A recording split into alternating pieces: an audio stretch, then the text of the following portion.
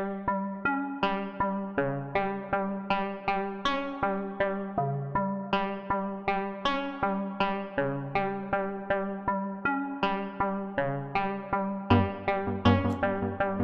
is it true? Use your brain. I guess you can do it. I guess you can do it. I guess you can do it. Use your brain, man. Hey, yo, use your brain, man.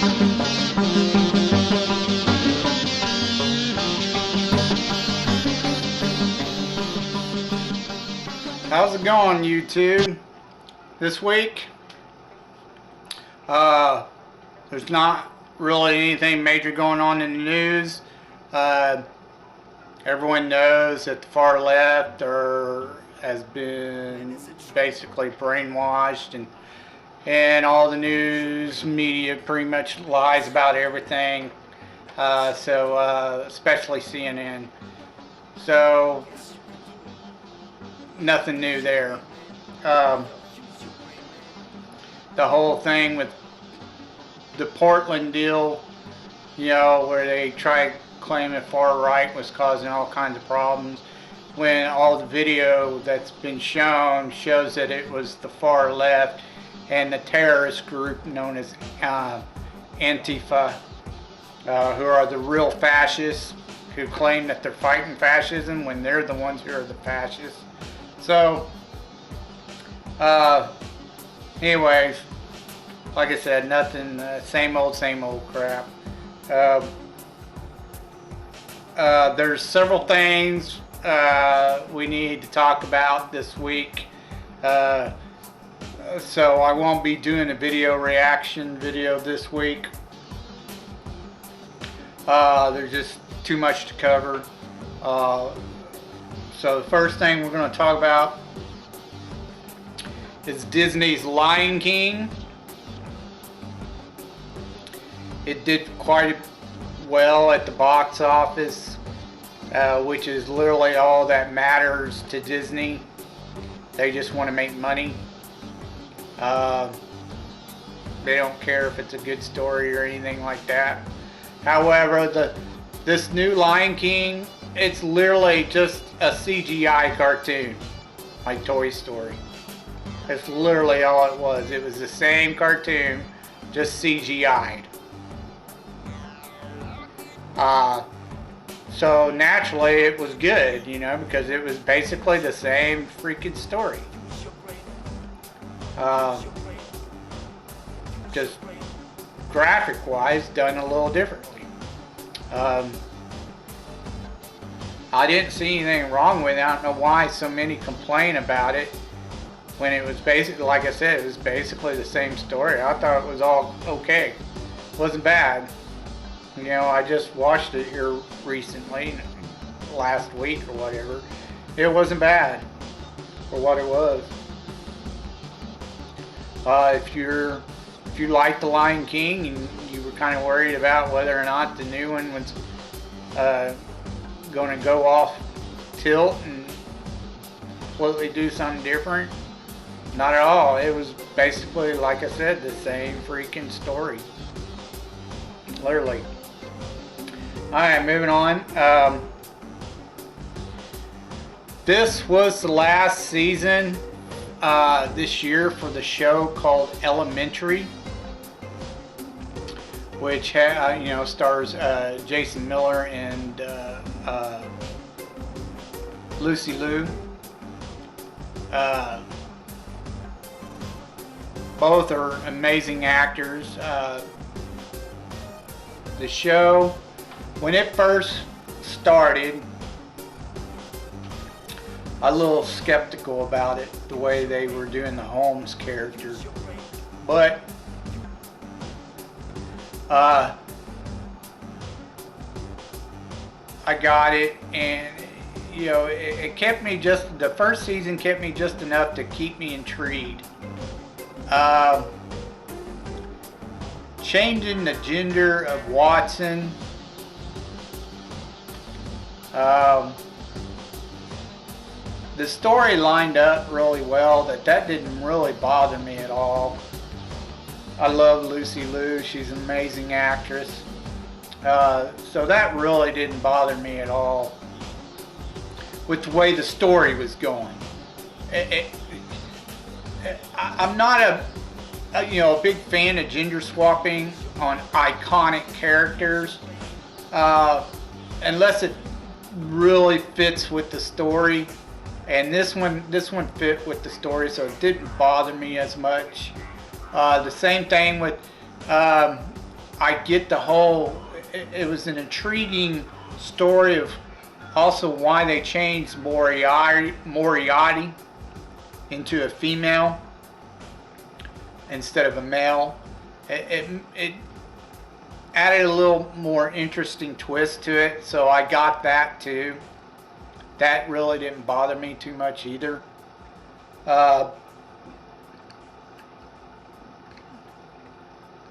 Because, Holmes is supposed to be in love with her and everything, and then she basically stabbed him in the back. So I got it. It was good. It was a good show. It really was. A lot of the mysteries were intriguing. Not quite as good as something like The Monk or The Mentalist, but it was pretty decent for what it was. I'm sad to kind of see it go. It took me a while to get hooked on the show, but there towards the end, I understand they were all done with it and stuff. So it had a fairly good ending too. So it was a really good show.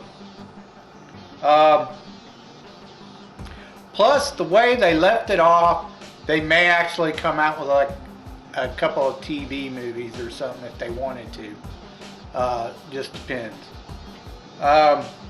Moving on. The next show I want to talk about is Legion. Legion is basically a superhero television show. I guess you would call it that. I mean, it does deal with the X-Men and Professor Xavier's son. He's called Legion because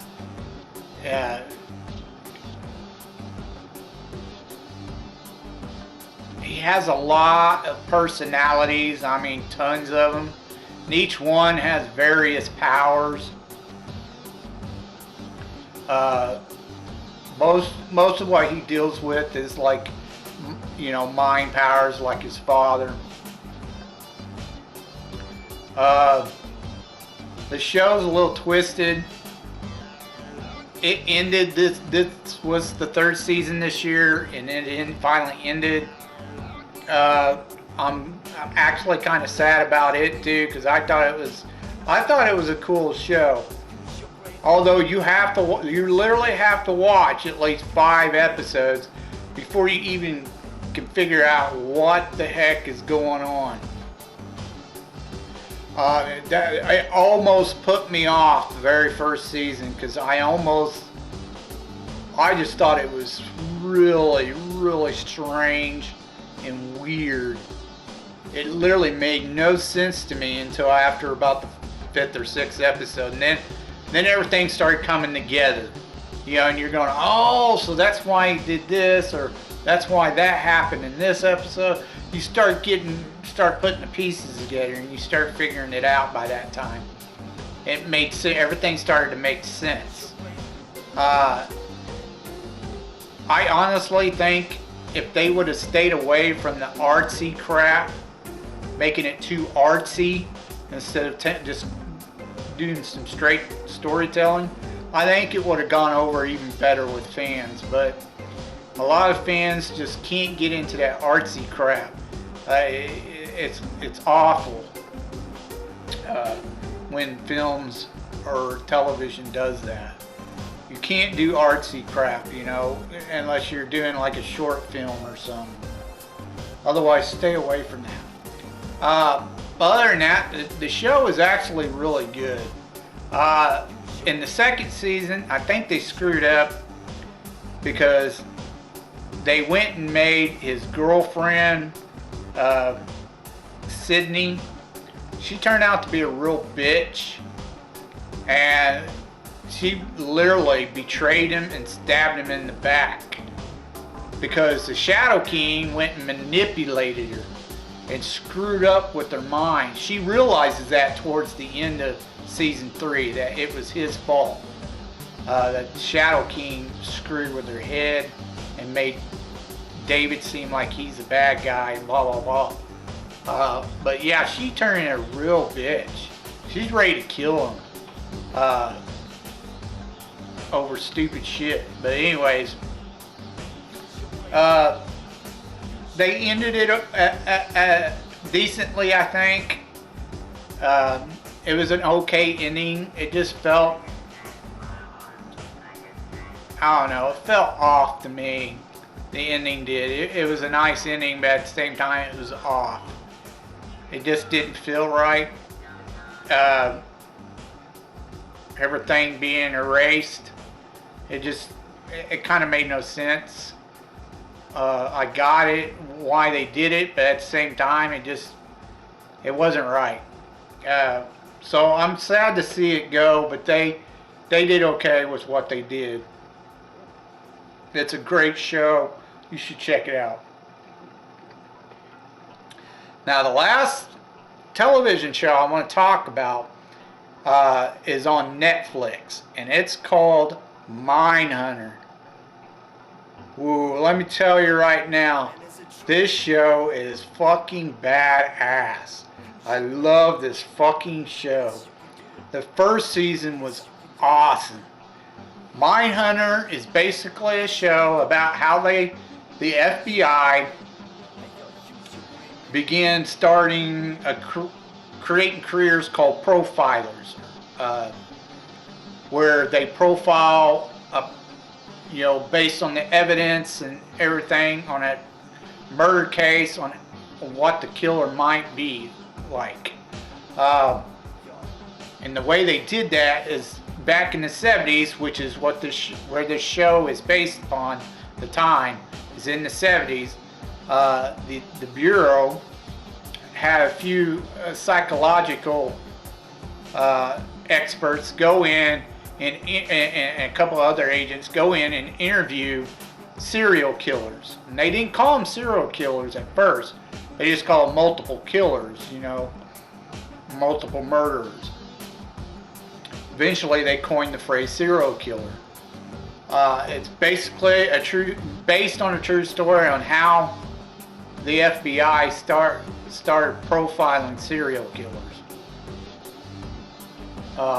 It is an awesome show. The first season's amazing. I love the first season. This second season was good too. However, there's a few writers that I've seen writing reviews on this show for the second season who got it all wrong. They think it has to do with the KKK and the white supremacists and the white hierarchy or patriarchy or whatever they want to call it. And they're retarded because that's literally not what it was about. The second season had to deal with there's a murder in the South in Georgia, and he's going around killing young black men like 12, 13 years old. And they're trying to make a point saying, hey, the murderer is got to be a black guy. This is the only way he's going to get these kids to do shit or get in his car and blah, blah, blah. Because white people, they don't want nothing to do with white people. But black people, they're okay with, especially the kids. But the black community's not listening. They want to blame everything on the KKK, which literally has been broken up by the 70s. There wasn't a whole lot of KKK activity going on. So they literally proved that it was a black guy who was the serial killer and going around killing these kids. However, the black community still didn't believe him. even though they proved it. And the judge wouldn't convict this black guy of all these all these kids' killings. It's still considered an unsolved case to this day. I don't know. It was an awesome show, though, regardless of what a few idiots think. It was a really great show. You should definitely check this show out. It has nothing to do with white versus black or any of that, or your racist crap, you know. It has a couple of racial views in there because of the times, but that's it. Great show. Definitely check it out. Next. What's up, movie holics? Let's move on and do your B-rated or cult classic reviews. We did horror, we did action, and we did fantasy. So this week we're going to do sci-fi, and we're staying in the 70s. So we're doing 3 70s movies that are Disney classics. They're all Disney films. When they knew what they were doing, when they knew how to actually make good movies. The first one is it's called The Cat from Outer Space. And all 3 of these movies, whether you've seen them or not, you've at least heard of them. Everybody has. The first one is The Cat from Outer Space. It was done in 1978. It starred Ken Berry and Sandy Duncan as the lead actor and actress. This movie didn't do so well back then at first, but now it's become kind of a cult classic and everybody knows about it. For obvious reasons, it didn't spawn a sequel or anything because it wasn't really what was considered back then a great movie. I think it's fairly decent. It's kind of cheesy, but it's decent. There is some funny stuff in it. This movie kind of seemed like they were trying to do a TV pilot instead of an actual movie. That's what it came off across. Like they thought it was going to go somewhere and it didn't. The story is you basically have this cat who's supposed to be an alien. He stops on planet Earth because he needs to make repairs to his ship to get the engine going. The military shows up, comes in, takes the ship, and goes to I'm not sure what it was. They go to a facility that has a bunch of scientists in it that deal with physics and such. The cat sneaks in. He overhears a meeting between the military and the scientists. One of the scientists is the only one who comes close to describing what's causing this so-called engine or whatever to float or whatever when they show it. And he's the only one who comes up with a decent idea, but they shoo him out of the room saying he's way off. The cat hears him and follows him. Well, the cat introduces himself and he talks, and whenever he talks to humans, he talks to them telepathically. He has these type of mind powers by using this collar he has on that lights up whenever he uses his powers. And he literally tells him if he doesn't have the power or the collar, he can't do it. He also shows Ken that humans can use the collar as well.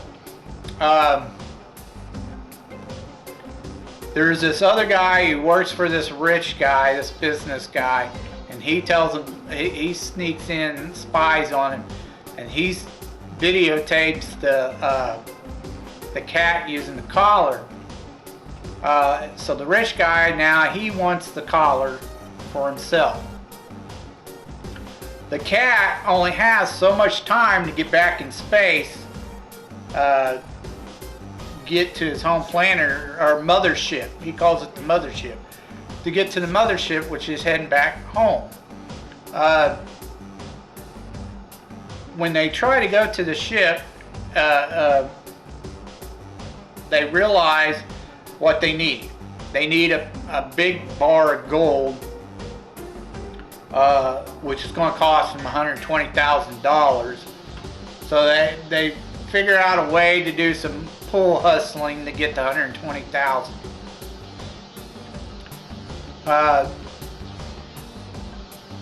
And then the cat does some other weird power where he shrinks the gold bar into this little thin strand, which they put into his computer or whatever, and makes the ship work again. Now, just before he leaves, the rich guy kidnaps the woman who's like Ken's girlfriend or whatever, played by Sandy Duncan.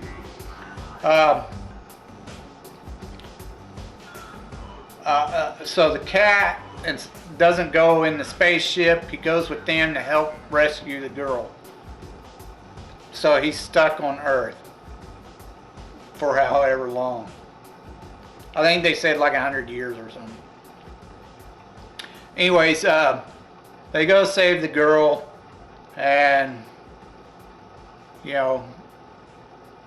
outwit the military, and everything's hunky-dory after that, happy ending. That's the end. So it's a decent movie, I think. It may be a little cheesy, but it had some funny scenes in it. And the graphics, of course, they ain't gonna be like spectacular. It's the 1970s, so don't expect like superb graphics or anything like that. Okay, moving on. The next movie is actually two movies. It spawned a sequel, but it didn't spawn a trilogy. It only did a sequel. And it's really well known. It's called Escape from Witch Mountain. In like 2009, I think, they did kind of almost a remake. It wasn't quite a remake. They changed the story a bit, and it was called The Race to Witch Mountain. It had starred The Rock, which was a fairly good movie, by the way.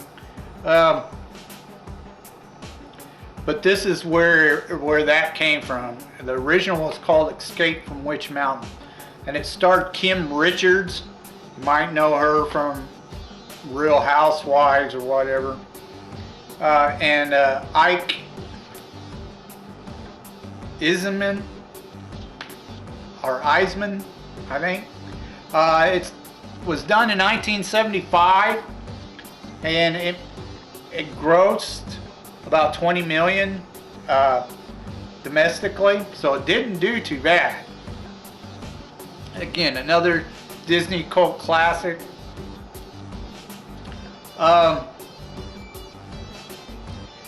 Again, this 1970s, you're not gonna see like super great graphics. It almost looks like, some of the parts where like the vehicles flying the helicopter and they're looking at each other or whatever, through the helicopter and through the vehicle or RV or whatever it's supposed to be flying or whatever, floating, whatever you want to call it. You could literally tell that they were using like a green backdrop screen to do all that, so like I said, the graphics aren't going to be superb. Anyway, this is basically a story about two extraterrestrial kids. that look human. Apparently, there were several ships that came to Earth because their world was dying and they needed a new place to live. So there were several ships that showed up on Earth undetected, apparently. One of them crashed. I guess it crashed in the ocean because the girl, or Kim Richards, Tia, played the part of Tia. She keeps having these flashbacks of, you know, them being in the water.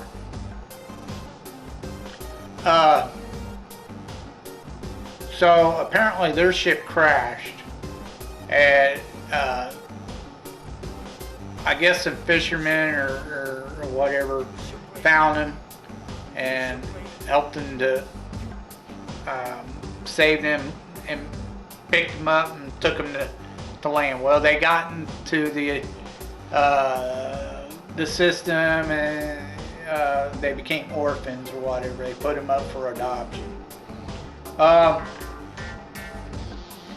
At the beginning of the movie, it shows them go to an adoption center because they were with foster parents, but they both died, so they ended back into the adoption system or whatever. So, staying at this place, there's a guy they come across on a field trip, and they tell him, you know, about some danger, and he escapes the danger, and he says, well, something's going on. How'd they know? And he tells his boss about it, and his boss, he's all into trying to find psychics or whatever. So he tells the guy to pretend that he's their uncle, get all the paperwork done, and then bring him to him so he can use them. He eventually discovers that they both have these powers, but they don't know they're extraterrestrial.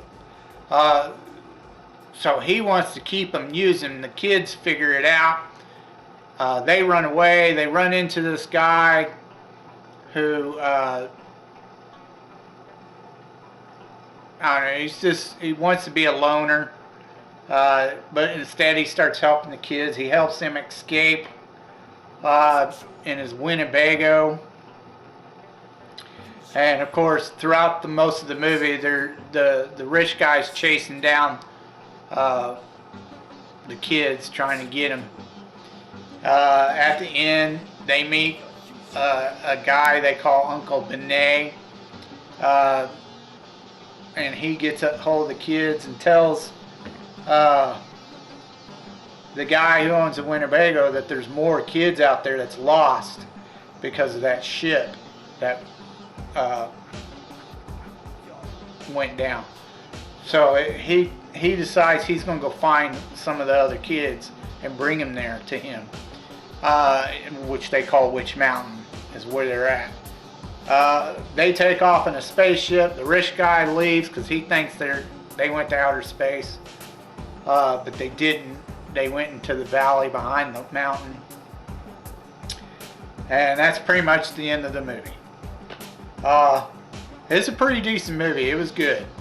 It wasn't bad for what it was back then. The sequel, they've tried to remake Escape from Witch Mountain more than once. They've done it 2 other times. Both failed miserably. They even tried to turn it into a TV show. That didn't work either. The next one, which the other 2 literally tried to blow the sequel off and didn't even bother with it. The sequel is actually called Return from Witch Mountain, and it was done in 1978. It grossed about $16 million at the box office. So it didn't do too bad. This starred, Kim Richards and Ike Eisenman again, but now they're teenagers.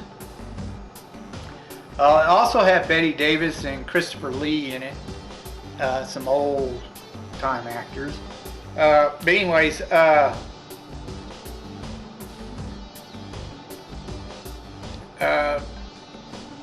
probably know Christopher Lee from Lord of the Rings. He's the one who played Saruman. You know, the White Wizard. Anyways, in this one, the kids are back as teenagers. They show up. You know, like the spaceship just drops in the middle of a fucking football stadium. You know, no one notices. And the kids are supposed to be going on taking some type of little vacation in the real world, away from Witch Mountain. But along the way, the boy, he saves this guy and this evil scientist and this woman who's paying him or whatever. They see him save her nephew, is who the guy that the boy saves. Well, he saves him because he falls off a building, and he's like floating right above the ground. Supposedly he saves him with his mind powers. The scientist has this device where he hooks it to the back, like a little chip that goes on the back of the brain, or you know, behind the ear, and he can control people with it through this metal box by telling them what to do. So he sticks Tony, which is the boy's name. He sticks Tony with a sedative, make him sleep, and they kidnap him. Well, Tia, she's waiting at this taxi that ran out of gas that was supposed to take him to a hotel. Well, she goes looking for him, but she just misses him, and then, you know, during the rest of the movie, Tia is basically, she meets this like gang of boys who think they're a gang or whatever. She meets them, and they help her out, and they try to help her find Tony throughout the rest of the movie. And the bad guy, the scientist, evil scientist, you know, he gets Tony to do all kinds of crazy stuff, and then, you know, towards the end, the last part, he goes in and tries to make Tony shut down like a nuclear reactor so he can get paid a ransom for it or whatever. Well, it doesn't quite work out. Tia and the boys, the little gang shows up, and they stop him, basically. And that's the end of their vacation. Tia and Tony, they basically, you know, Tia thwarts the bad evil scientist and destroys the chip that was on Tony. Tony comes to, and then Tony and Tina turn their attention to the bad guys and stop them, and then they decide, hey, you know, our vacation's over, let's just go on home. So they show there's like 4 or 5 little boys that call themselves the Quake Gang or something like that. They go to the football field with them, and they show them the spaceship, so they know they're aliens. And then Tia and Tony, they leave in the spaceship and tell them bye, and that's pretty much the end of the movie.